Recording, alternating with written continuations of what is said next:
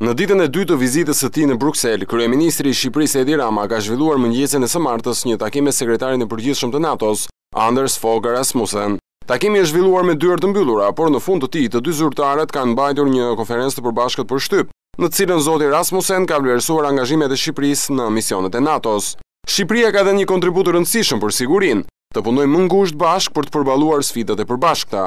Zoti kryeministër, jam i bindur se mund të mbështetemi tek ju, ka deklaruar Rasmussen, ndërsa Rama nga ana e tij e ka cilësuar si shumë të rëndësishëm anëtarësimin e Shqipërisë në NATO, si dhe ka premtuar angazhimin e mëtejshëm të vendit në misionet e aleancës. Është një nderim i madh që pritem nga sekretari Rasmussen. Shqipëria do të vijojë të jetë vend antar i kësaj organizate.